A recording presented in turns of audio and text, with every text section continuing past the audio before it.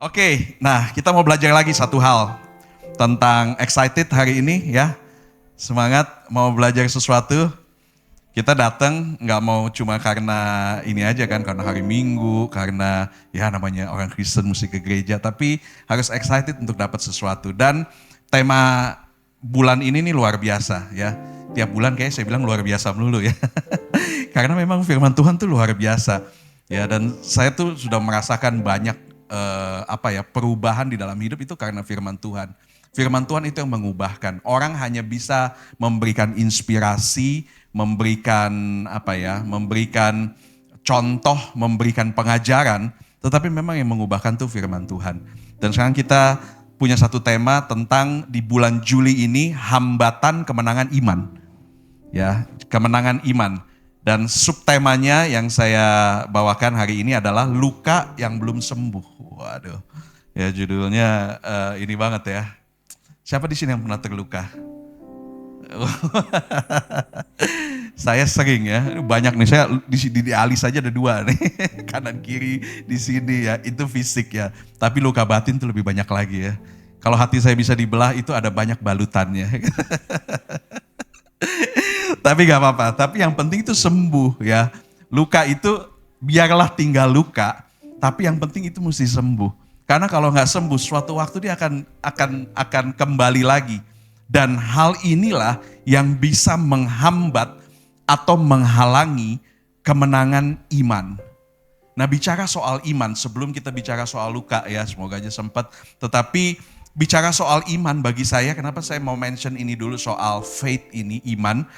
Ini merupakan salah satu hal yang terpenting bagi kehidupan yang sudah dibaharui. Sebagai orang Kristen yang lahir baru, born again Christian. Dan saya rasa dan saya yakin juga bahwa kita semua di sini adalah orang Kristen yang sudah lahir baru, amin. Ya. Dan iman ini adalah satu dasar, satu hal yang terpenting ketika kita menjalani kehidupan kelahiran baru kita.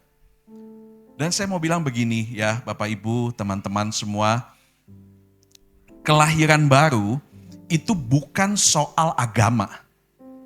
Ya, kelahiran baru bahkan ini lebih ekstrim lagi, bukan soal tentang gereja. Datang ke gereja maka saya lahir baru, saya switch jadi Kristen maka saya sudah lahir baru. Tidak serendah itu dan tidak secetek itu. Sebuah kelahiran baru itu adalah bicara tentang kedewasaan kita di dalam mengenal Tuhan dan juga bertumbuh di dalam iman kita. Jadi iman itu adalah sesuatu yang harus bertumbuh. Iman itu sesuatu yang harus berkembang. Kelahiran baru, sekali lagi bukan soal agama, bukan soal, tapi jangan salah mengerti ya, nanti dibilang oh semua agama bisa. Enggak, saya lagi gak ngomong ke sana. Ya, tetapi ini bukan soal jadi Kristen, karena banyak orang Kristen yang juga dia bukan born again walaupun dia ngakunya born again Christian. Bukan juga soal tentang gereja, dia udah sering banget ke gereja, tidurnya di gereja, ya, makannya di gereja, semua ya memang kerjanya di gereja ternyata ya. Pokoknya semua di gereja, bukan tentang itu. Tapi tentang kedewasaan mengenal Tuhan, bertumbuh dalam iman, dan bukan itu saja, mengaktifasi imannya. Bukan saja soal punya iman, tapi imannya itu teraktivasi. Dan juga kita mampu melakukan sesuatu dengan iman itu. Jadi teraktivasi dengan cara melakukan firman Tuhan. Melakukan tindakan iman. Dan inilah yang disebut dengan kemenangan iman. Kalau tadi ya tema kita ini hambatan kemenangan iman. Mungkin kita apa sih kemenangan iman?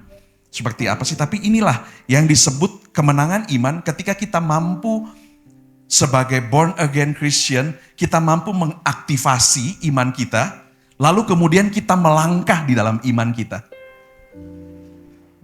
Soal apa yang terjadi nanti, itu bukan urusan kita. Urusan kita hanya mengaktifasi iman, melangkah dalam iman, itu yang namanya kemenangan iman. Soal nanti itu jadi atau tidak, itu urusan Tuhan. Tetapi melangkah dalam iman, dan kita percaya ada banyak hal ya di dalam firman Tuhan yang menjanjikan kemenangan demi kemenangan. ya, menjanjikan berkat dan lain sebagainya, menjanjikan kekuatan. Dan saudara, sebagai seorang Kristen, pengikut Kristus, maka pertumbuhan iman itu adalah hal yang sangat penting.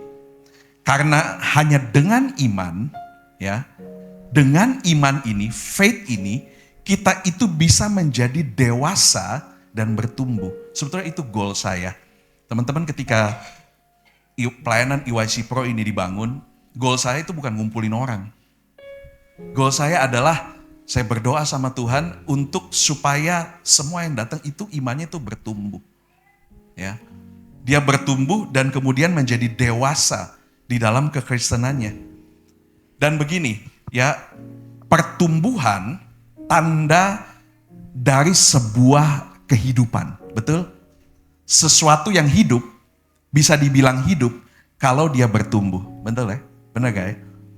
Kalau tanaman, ya, kita tahu dia ini tanaman mati, tanaman hidup. Kalau kita nggak bisa pegang cuma lihat dari jauh, lihat aja dia bertumbuh nggak? Ada waktu memang. Dia bertumbuh. Kalau dia bertumbuh, artinya dia ada kehidupan. Dan memang pada akhirnya, ya sorry to say gitu ya, atau maaf aja nih, ada orang Kristen yang mati dan ada orang Kristen yang hidup. Ini bukan bicara soal bernafas, bukan bicara soal degup jantung kehidupan yang seperti itu. Tapi sebagai orang Kristen yang dia orang Kristen yang menghidupi kekristenannya dan dia hidup, bertumbuh, atau dia jadi orang Kristen tapi mati. Dia gak bertumbuh apa-apa, dari tahun ke tahun gitu aja.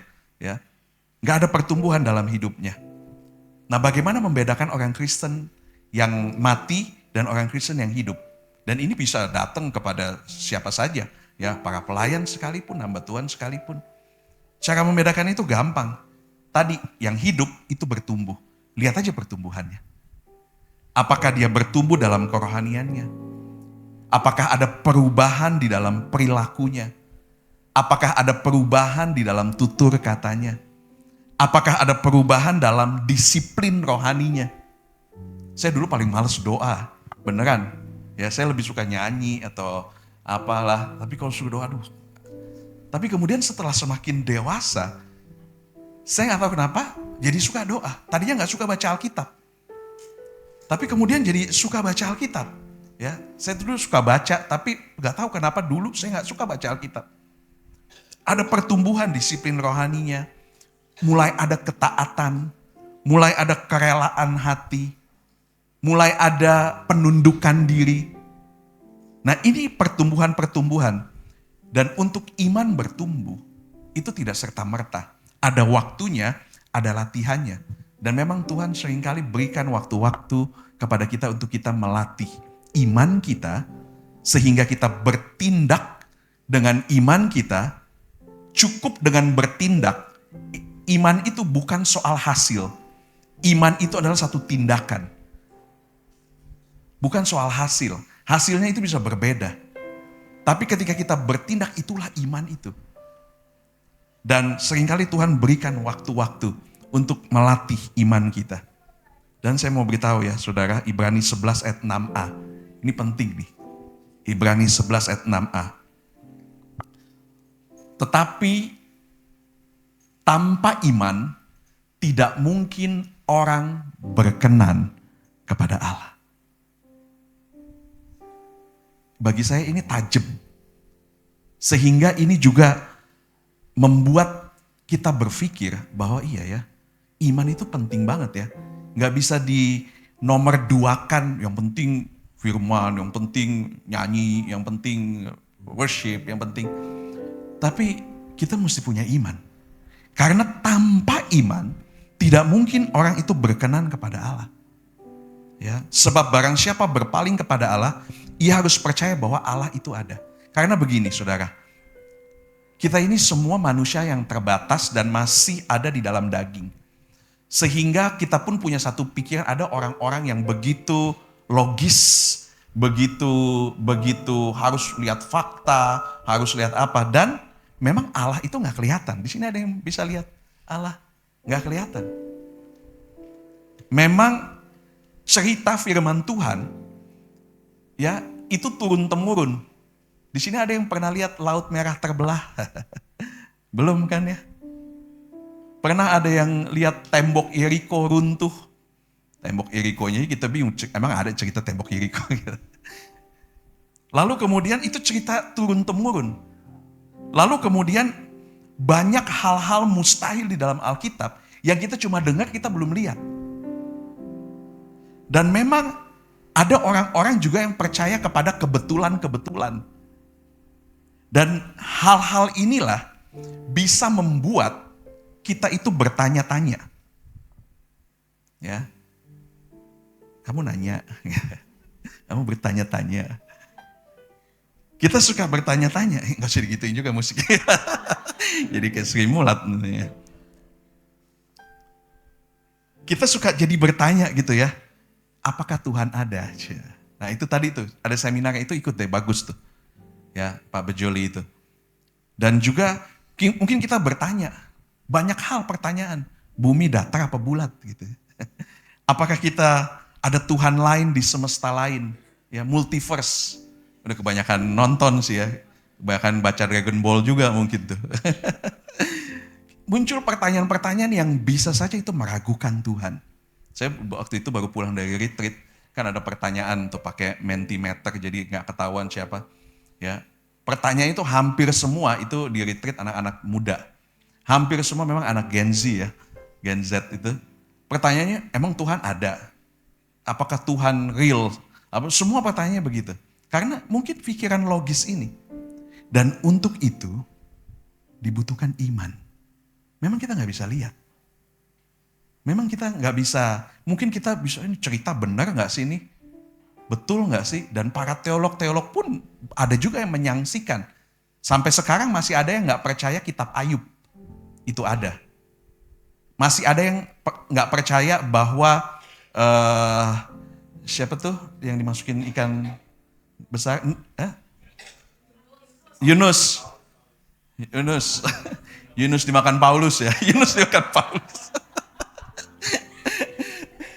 Masih ada yang nggak percaya, itu dongeng tuh. Kalau soal Yesus mungkin bisa dicari sejarahnya, tapi yang itu dongeng. Masih ada. Menyaksikan. Dan itu bisa terjadi. Tetapi iman itu diperlukan. Dan ketika kita percaya, itu pun satu kemenangan iman. Ibrani 11 ayat 2 sampai 3. Pasti suka ada yang nanya, loh jadi dulu orang dulu yang belum mengenal Yesus itu bagaimana ya? Ternyata mereka itu bisa diselamatkan karena iman. Lihat nih Ibrani 11 ayat 2 dan sampai 3. Sebab oleh imanlah telah diberikan kesaksian kepada nenek moyang kita. Yaitu orang-orang zaman dulu yang mungkin gak sempat ada orang yang menyaksikan. Tapi iman itu bisa hidup. Karena iman kita mengerti bahwa alam semesta telah dijadikan oleh firman Allah. Jadi kita karena iman itu yang bertumbuh dan menjadi besar dalam hidup kita. Yang kita praktekkan setiap saat. Yang membuat kita yakin tentang kejadian semesta alam ini. Dan sampai sekarang kita tahu banyak cerita soal bumi ini dibentuk dari apa? Big Bang itu, ya. Dan bagi saya itu nggak sesuai dengan firman Allah. Iman saya adalah bahwa bumi itu diciptakan oleh Tuhan.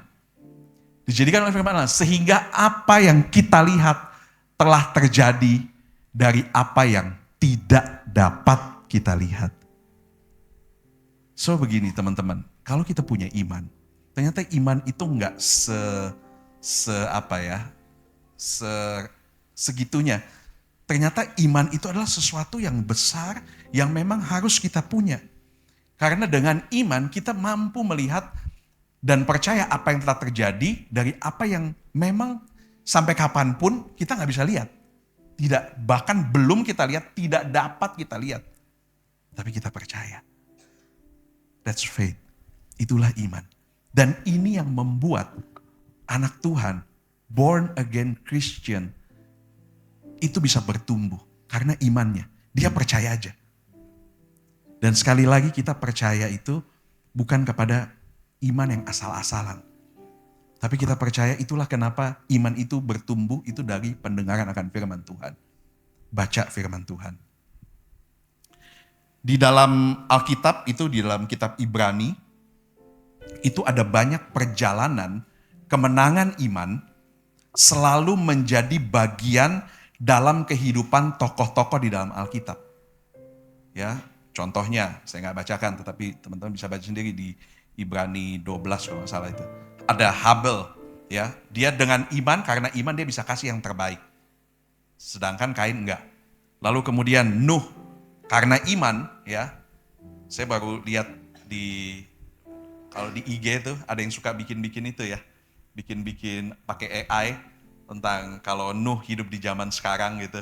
Dia pakai iPhone-nya katanya, kalau Nuh punya telepon. Lalu dia bilang, waduh saya disuruh buat ini pakai bahasa Indonesia lagi. Ya walaupun lucu gitu ya, tapi nggak tahu kenapa saya tuh meneteskan air mata gitu. Ya, karena iya ya, karena iman saya diledek-ledekin orang, gambar orang-orang ngeledekin. Karena iman saya mesti buat ini, ternyata Tuhan yang tutup. Itu seperti karena iman. Karena iman juga ya Abraham keluar dari tanah, dari rumahnya dan berjalan. Karena iman Henoh berjalan bersama-sama dengan Allah, diangkat oleh Allah. Karena iman. Jadi iman itu penting, sehingga jangan anggap remeh untuk bertumbuh di dalam iman. Saudara yang kasih dalam Tuhan, teman-teman, dan dunia dengan segala tipu dayanya. Dunia dikuasai oleh iblis, roh-roh di udara. Dia berusaha untuk kita gak punya iman. Membalikan fakta supaya iman kita goyah dan runtuh. Di Amerika itu atau di luar negeri itu, mungkin di sini juga ada Christian Science, ya, sains semua bisa dihitung dengan teknologi sehingga itu meruntuhkan iman seseorang. Memang ketika Musa dia mau bebaskan Mesir, ada tandingannya, ada ahli nujumnya Firaun, betul? Dibilang nih saya jadiin ular, ahli nujum juga bisa jadiin ular. Nih saya bikin katak, ahli nujum juga bisa. Ya, memang akan selalu ada tandingannya yang membuat kita itu bisa jadi ragu-ragu. Nah, keraguan-raguan inilah yang membuat kita itu gak bisa jadi orang yang menang. Kita selalu jadi orang yang kalah. Tetapi kalau kita punya iman yang teguh, seberapa powerful iman itu, sebesar biji sesawi yang kecil itu, sanggup memindahkan gunung dalam hidupmu. Pindahkan gunung itu bukan masalah pergi.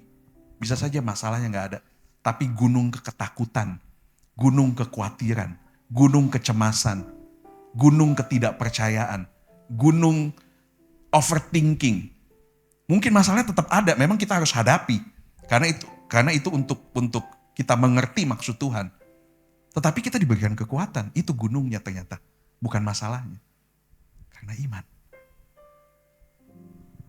Dan salah satu yang menghambat iman bertumbuh, itu adalah hati yang luka. Kok kayak lagu Betharia Sonata ya? Iya gak sih? Ada ya, hati yang luka ya. Arif nih biasanya penggemar Betharia Sonata. Enggak. Ya. Salah satu yang menghambat iman bertumbuh itu adalah luka batin yang belum sembuh sepenuhnya. Yang masih ada dalam diri kita. Saudara, luka batin yang membusuk ini yang seringkali dinamakan bitterness atau kepahitan. Kepahitan. Dan akar pahit itu sangat berbahaya. Dia akan menghancurkan iman kita. Kepahitan itu akan membuat kita itu terhukum oleh diri kita sendiri. Kita jadi gak bisa maju, kita selalu kalah, kita selalu ditarik mundur. Karena ada sesuatu di dalam batin kita, ada satu luka di dalam hidup kita yang kita tidak bisa hapuskan. Atau kita tidak mau hapuskan, lebih tepatnya.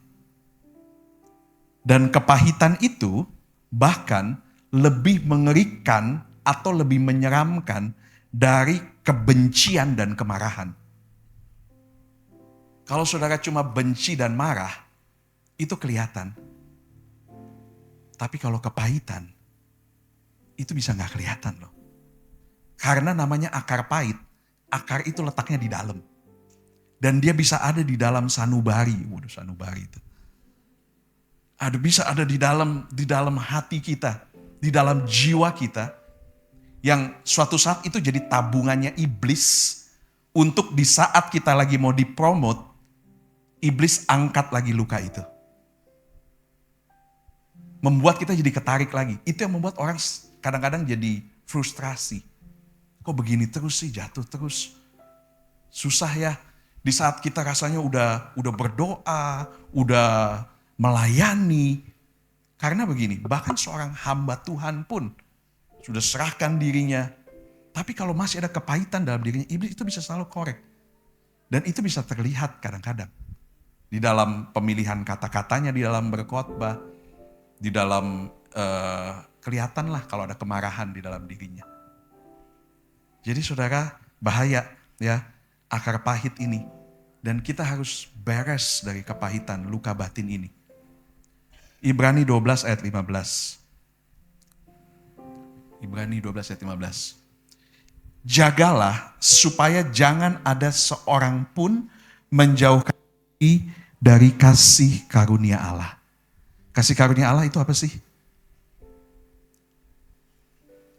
Kasih karunia Allah yang paling besar, kasih Tuhan itu banyak ya, kesembuhan, pemeliharaan, penjagaan, itu kasih Tuhan. Tapi kalau kasih karunia, itu adalah alasan Yesus datang ke dunia. Untuk menebus saya dan saudara. Untuk menebus kita. Kasih karunia itu adalah, jadi jangan seorang pun menjauhkan diri dari kasih karunia itu begini. Kita lupa bahwa kita pun orang yang salah. Kita lupa bahwa kita pun sebetulnya produk tebusannya Tuhan. Kita lupa bahwa seharusnya kita mati dihukum, tapi kemudian ada satu pribadi yang datang menggantikan apa yang harus kita jalani, hukuman kekal itu. Itu kasih karunia. Ketika firman Tuhan bilang, jangan seorang pun menjauhkan diri dari kasih karunia, itu artinya lo jangan lupa diri gitu loh. Jangan lupa diri sehingga dengan mudah merasa kita yang paling benar. Dengan mudah kita merasa orang lain salah, saya benar. Orang lain harus dihukum, saya nggak harus dihukum. Saya yang benar, orang lain yang salah. Karena begini, ternyata ini adalah satu obat supaya jangan timbul akar pahit. Jangan timbul kepahitan itu. Mari terus baca ya.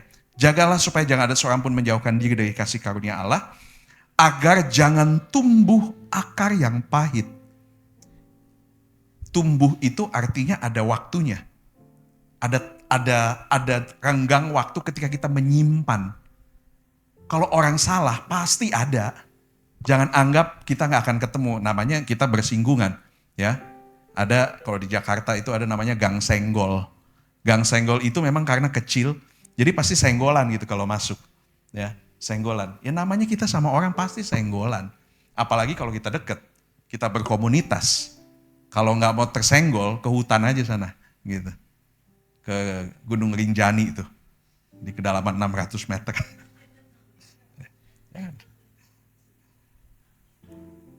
Nah, sampai di mana tuh? Ya, pasti namanya manusia dengan segala kekurangannya, pasti ada orang yang bisa menyakiti kita. Tapi jangan sampai tumbuh akar pahitnya. Nah caranya adalah kita juga harus ingat bukan cuma dia yang salah, kita juga salah. Gitu. Kalau kita merasa diri kita yang hanya yang paling baik, kita merasa diri kita playing victim lah, saya yang paling sakit nih, saya udah yang paling benar, kamu yang paling salah gitu. Nggak mungkin. Namanya kita manusia juga belum sempurna. Tapi kalau kita ingat bahwa kita juga sebenarnya ini produk tebusannya Tuhan, kasih karunia-Nya Tuhan, itu yang membuat marah bisa jadi. Mungkin ada orang yang menghardik kita, membentak kita, menyalahi kita, yang seharusnya nggak demikian. Mungkin kita kaget, mungkin kita kesel, nggak apa-apa. Tapi kemudian dengan mudah kita bisa mengampuni. Karena dia nggak sempat bertumbuh menjadi akar pahit. Yang akan menghambat kemenangan iman kita next day-nya, di hari-hari berikutnya. Akar pahit, ya, mana tadi itu? yang menimbulkan agar jangan tumbuh akar yang pahit, ini akar yang pahit, yang menimbulkan kerusuhan ya dan mencemarkan banyak orang. Orang yang pahit itu rusuh, benar nggak? Pernah punya teman yang rusuh, jangan-jangan dia pahit. Rusuh itu kalau di bahasa Jakarta itu ini ya, ya rusuh lah gitu. Nah, tetapi ini orang yang pahit itu menimbulkan banyak kekacauan. Dan bukan orang yang pahit, itu bukan pahit sama dirinya sendiri. Tapi dia akan mencemarkan banyak orang. Kalau dia berkeluarga, dia akan mencemarkan istrinya. Dia akan mencemarkan anaknya atau suaminya atau anaknya. Karena itu turun-temurun, dia akan mencemarkan, dia akan bawa value kepahitan ini. Pahit terhadap pemimpin, pahit terhadap teman, pahit terhadap gereja. Ada teman saya yang gak mau datang ke gereja karena dia diceritain sama bapaknya yang mantan pendeta. Yang dia bilang dipahitin gitu ya. Karena kejadian-kejadian katanya politik dalam gereja. Saya kalau dengar bapak saya cerita tuh luar biasa. Itu yang membuat saya gak mau ke gereja. Mencemarkan banyak orang. Kepahitan itu. Karena akan keluar dari mulut. Orang dekat kita, keluarga kita, komunitas kita. Dan terutama diri kita sendiri. Akan hancur. Nah itulah sebabnya saudara, kita jadi orang itu jangan jadi orang yang gampang baper gitu ya. Gampang baperan, dia apa sedikit tersinggung. Dia apa sedikit tersinggung. Jangan jadi orang yang mudah dipermainkan perasaannya. Ingat bahwa tidak sepenuhnya ya kita itu juga dalam satu posisi yang benar. Namanya manusia pasti ada kesalahan. Kita harus jadi orang yang punya hati yang luas, yang besar. Hati yang lembut. Jangan mudah dipermainkan orang gitu. Jangan jadi orang yang baperan. Karena itu bisa menjadi satu potensi pahit yang besar di dalam hidup kita. Belajarlah menjadi orang yang berpikir positif di dalam segala keadaan. Amin. Kita positif aja. Jadilah orang yang positif. Paksa diri kita untuk kita tidak berpikir negatif. Lalu kemudian menjadi marah.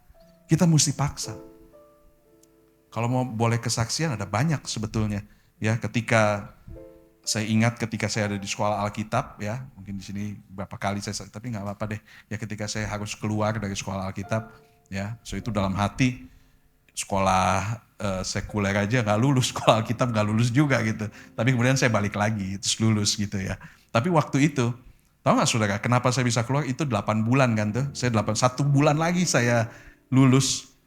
Tiba-tiba di sana saya punya teman yang paling dekat dengan saya. Orang dekat, sahabat saya, kita doa bareng, waduh. Gitu ya, sekolah Alkitab kan doa bareng, terus curhat bareng, cerita masa lalunya dia, saya cerita. Wah pokoknya kita lengket banget, sohib banget gitu ya. Lalu kemudian ya tanpa saya mengerti apa yang terjadi, tiba-tiba banyak hal yang apa yang saya buat gitu, ya memang kesalahan sih ya, dilaporin gitu ke guru. Dan saya kaget, demikian sangat kaget. Loh ternyata dia toh yang ini. Karena begitu ada surat bahwa saya diberhentikan, saya dipanggil, saya dalam hati tuh mikir, kok dia bisa tahu ya gitu. Kok gurunya bisa tahu ya apa yang saya buat gitu ya. Dari mana taunya? Baru ternyata dia, wah itu saya tuh pahit banget waktu itu sama orang ini. Karena dia gak mau ketemu saya. Waktu semua pada pamit gitu, saya mana nih si teman saya itu? Gak ada. Padahal sama-sama hamba Tuhan dan saya itu baru bertobat gitu. Jadi masih banyak pertanyaan, masih belum siap lah hatinya. Dan pada saat itu saya tahu bahwa saya itu pahit sama orang ini. Tetapi kemudian ketika saya bertumbuh, saya mulai mengerti benar. Ya firman Tuhan mengajar saya. Saya pun mengerti bahwa ternyata hal itu harus terjadi. Karena bukan kesalahan dia saja, saya pun ada kesalahan. Sehingga saya harus, jadi banyak hal dan sekarang kami sudah pulih ya. Dan saya sudah telepon dia bahkan ketika masuk universitas di Jakarta, kuliah tiba-tiba loh kok ada dia lagi, jadi satu kelas lagi gitu ya. Dari BJ jadi ternyata Tuhan pertemukan. Ada banyak ya kepada orang tua, sempat saya juga pahit dalam ketidakmengertian. Tapi kemudian saya juga mengerti, ternyata bukan salah mereka juga, salah saya juga.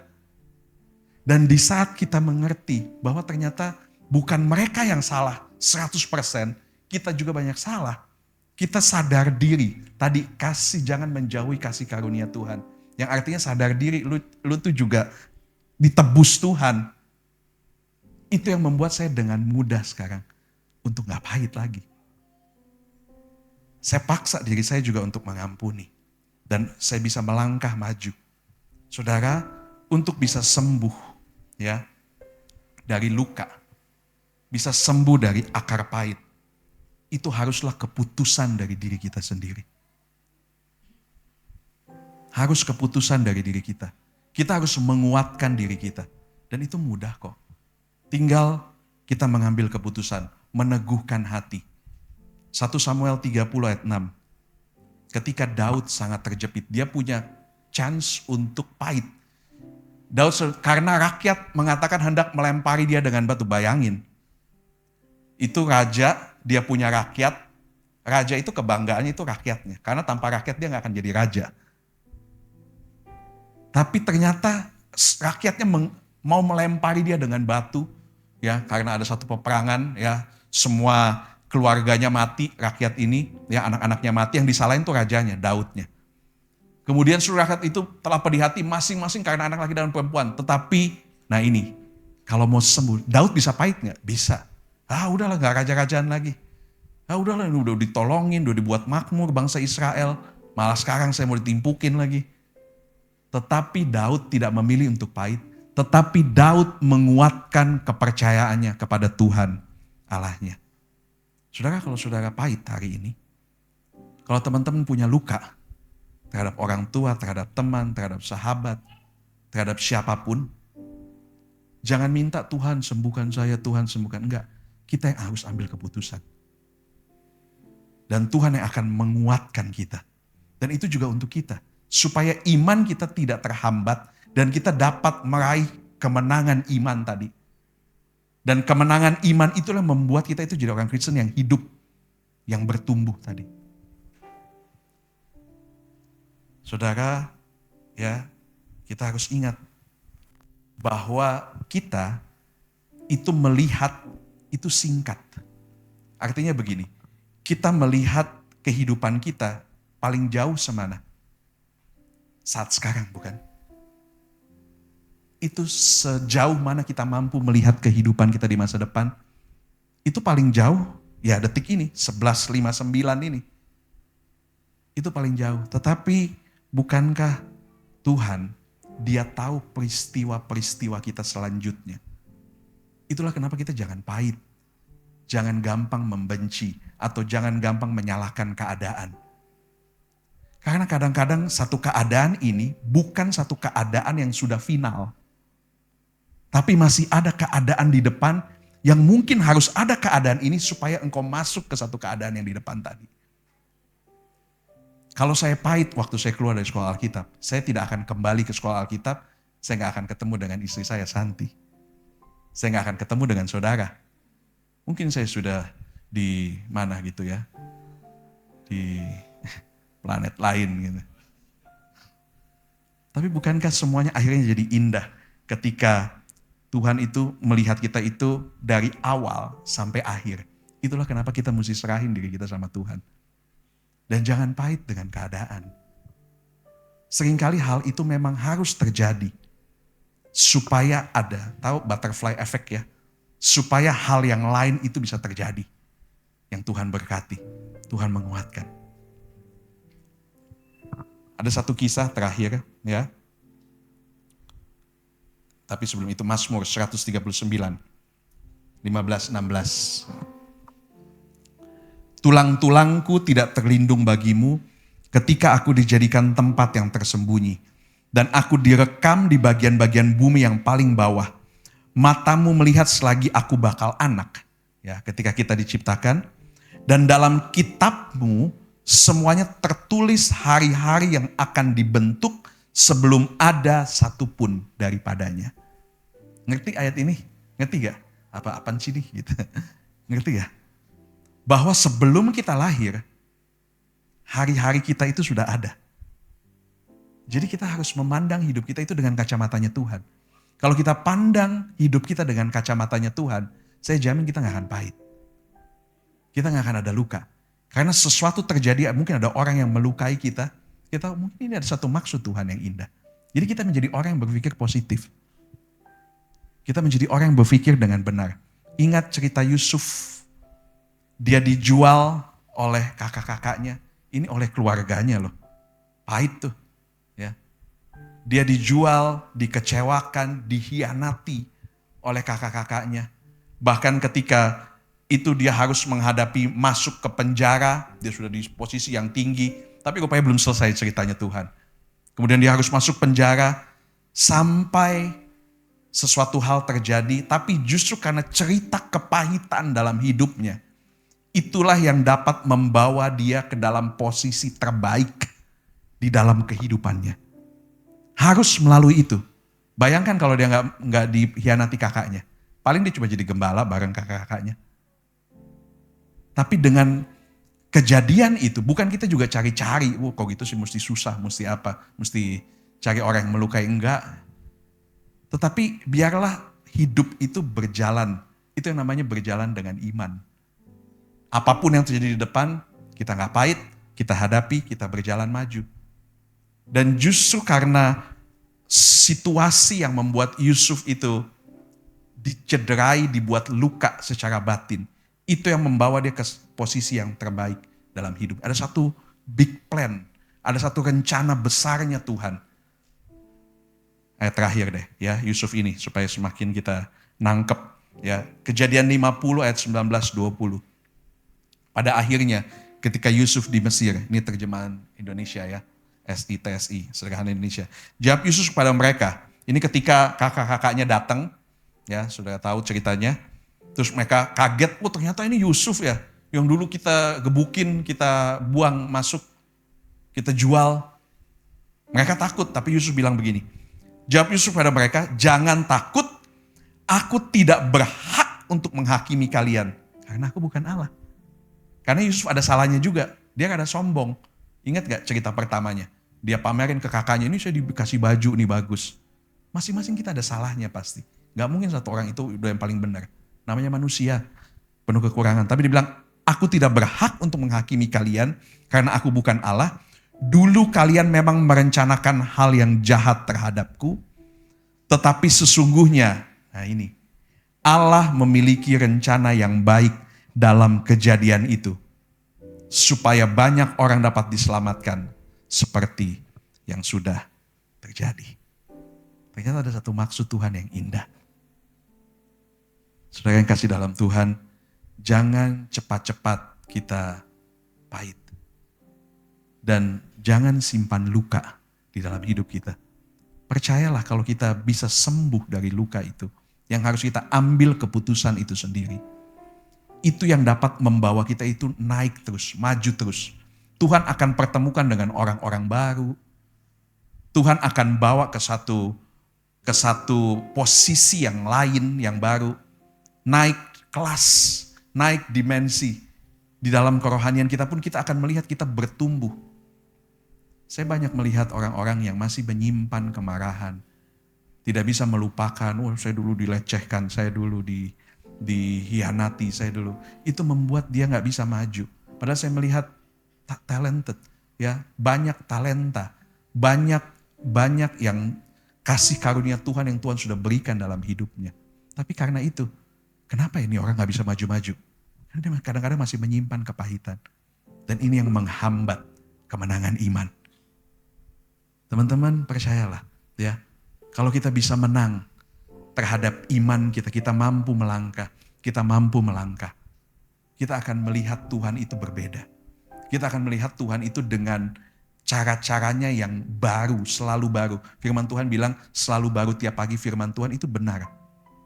Kita akan baca, ini saya udah pernah baca, tapi kemudian saya jadi mengerti lebih lagi. Dan membuat iman kita bertumbuh jadi besar, membuat kita bertumbuh, membuat kita jadi dewasa. Dan di saat kita dewasa, percayalah ada berkat orang dewasa yang Tuhan berikan kepada kita. Orang dewasa dan anak kecil itu beda berkatnya. Kalau anak kecil itu mobil mainan dikasih, motor mainan. Orang dewasa itu mobil beneran, motor beneran. Artinya bukan soal motor dan mobilnya. Tetapi the real blessing itu hanya ada pada orang dewasa. Bukan yang mainan, bukan yang kaleng-kaleng. So, teman-teman, ya, supaya imanmu bertumbuh, putuskanlah kehidupanmu untuk mempunyai hidup yang tidak terluka. Ampuni orang-orang, udahlah gampang kok, betul. Saya pun pernah alami kepahitan-kepahitan. Orang tua, ya, salah mengerti, dan ada banyak juga yang terjadi yang saya nggak mungkin bisa cerita. Tapi kemudian ketika saya putuskan itu seperti kayak ada ransel yang dilepas gitu loh. Membuat saya bisa berlari kencang. Amin. Dapat sesuatu hari ini? Puji Tuhan. Mari bangkit berdiri.